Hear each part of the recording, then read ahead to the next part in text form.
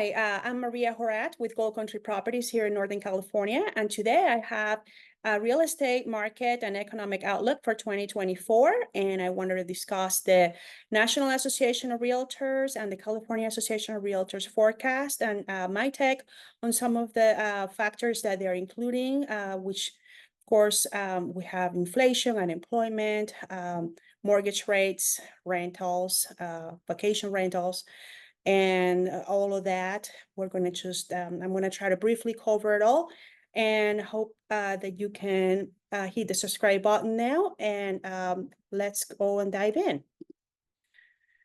So for the 2024 economic and real estate forecast, I'd like to show you a few graphs from the National Association of Realtors and the California Association of Realtors and some other information that I have gathered. So they're telling us that the official consumer price inflation is at 3.2% as of October of this year. The unofficial consumer price inflation that the feds are looking to have is to be less than 2%. So once it hits around the 2%, then they're saying they're going to cut the rates. So they're saying possibly by next year, they might cut the rates. Hopefully, they're saying a few times, but we'll see what happens, because that can have a detrimental effect also on the economy and the value of the dollar.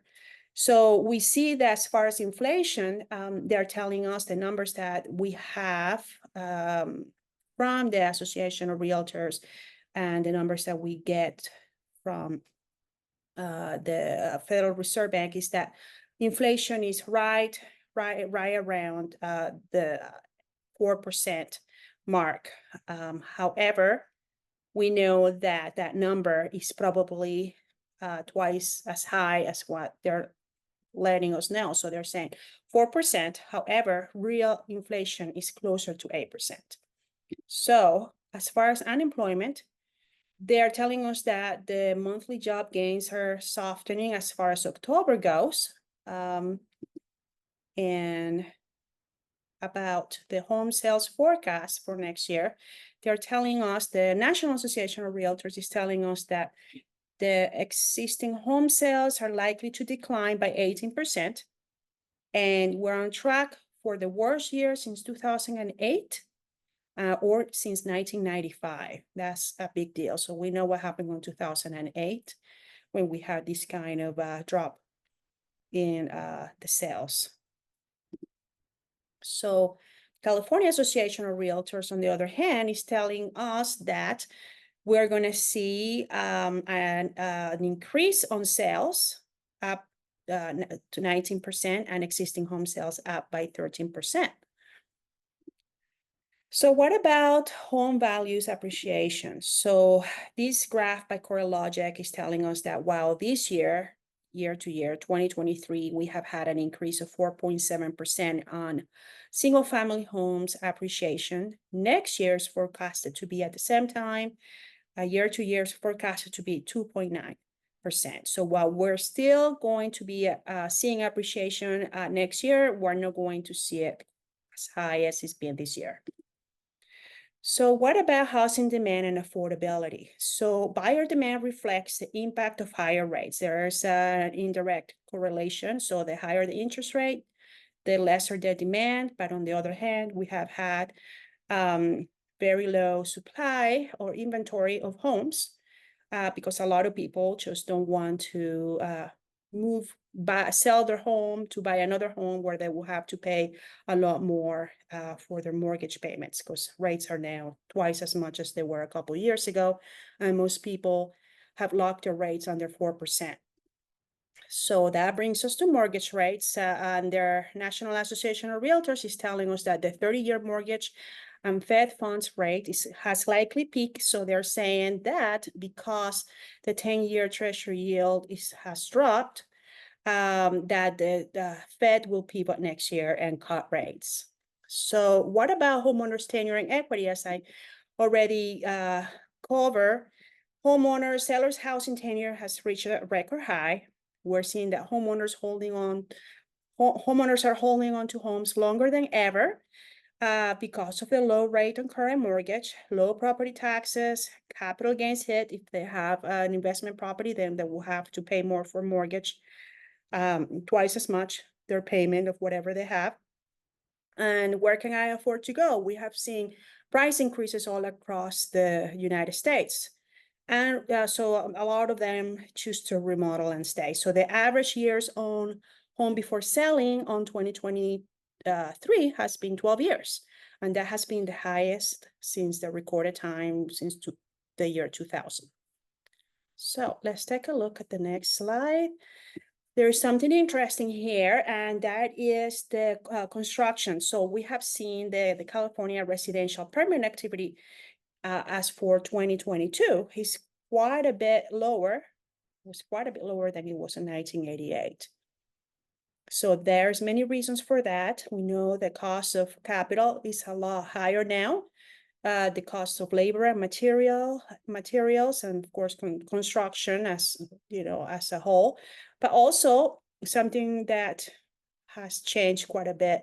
There are a lot more regulations, particularly environmental regulations now, that they were not a few decades ago. They weren't quite as strict as they are now. So the housing rental trends. So the forecast for the 30-year forecast is that the fixed rate is going to average 6.3% in 2024.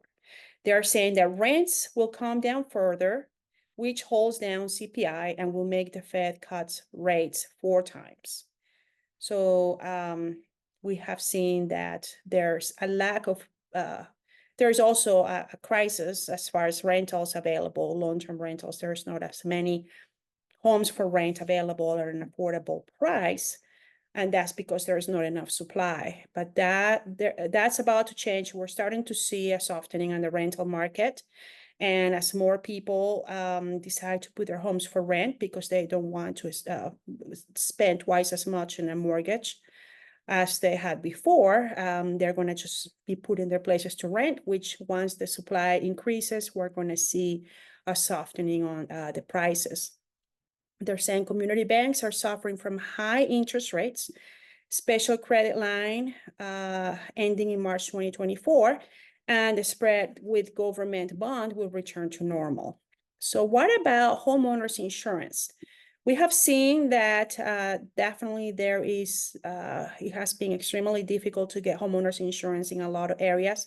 In California, we know that this is a problem that's taking place statewide, not just here in California. Countrywide rather, but they're blaming climate change for homeowners insurance going up. So we have the fires in California. Some other states have the tornadoes. Other places have hurricanes and rain. So let's find out what sectors have the most trouble. So the buyers who are wanting to purchase homes in rural areas, 32% of the buyers have a harder time, difficult time obtaining homeowners insurance. So out of all the buyers in downtowns of a city or outside downtown or the suburbs, rural or vacation, out of all of them, the rural home buyers have the hardest time getting insurance, 32% of them, followed by vacation home buyers, which we know they probably buy homes in the rural areas, and the suburbs, and then the city outside of downtown, and the downtown in the city. So overall, the further you go from a city, the more difficult it becomes to get homeowners insurance. What about vacation homes? We have seen that there has been an increase of vacation homes over the years, particularly because it has been a very profitable investment for a lot of people. They choose to do short-term rental instead of long-term rental because being a landlord, full-time landlord here in California is so difficult. So a lot of people have been incentivized to turn to short-term rentals, and plus the income there is quite a bit more attractive in most cases than long-term rentals. However, the end result of that has been that there is now an oversaturation of vacation homes in the cities. And then you add to that the fact that a lot of cities are now banning Airbnbs. So that's creating a real problem. However, the rural areas are still having a stable vacation home market. Their vacancy rates, even though they have increased, they are still able to make a good profit, and for the most part, most rural markets are pretty stable. So here we can see that the California says that the share of vacation home buying continued to climb on 2023, and that is the highest we have seen since 1999. So that's supposed to keep up going. We're supposed to see, might not be a drastic increase, but they're supposed to be mostly stable, which I don't know how that can be if we're having a problem in the cities. But I guess it really depends, and I'm going to make a video on this topic, because it's very important to know if we're going to buy a vacation home or a second home for short-term rental. The areas that you should be looking at should not be in the cities. Okay, so what about new construction? So we have seen in California an increase in construction only on accessory dwelling units. There has been an overwhelming increase in accessory dwelling units being built in LA, some of them in other counties, but especially mostly in LA. And that's because the governor had passed a couple of bills, SB 9 and SB 10, which is allowing people to build accessory dwelling units on their property, or rezone their single family residence into duplexes. So that's supposed to be to address the housing crisis. So here's the U.S. economic outlook. The GDP for the U.S. Is very bleak. It's still under 1%. The non-farm job growth, these numbers are all pretty bleak. Unemployment, 4.4%. CPI, 2.6%. The real disposable income also a decrease, 2.1%. Non-farm job growth in California, 0.5%. Unemployment above national average would be 5%.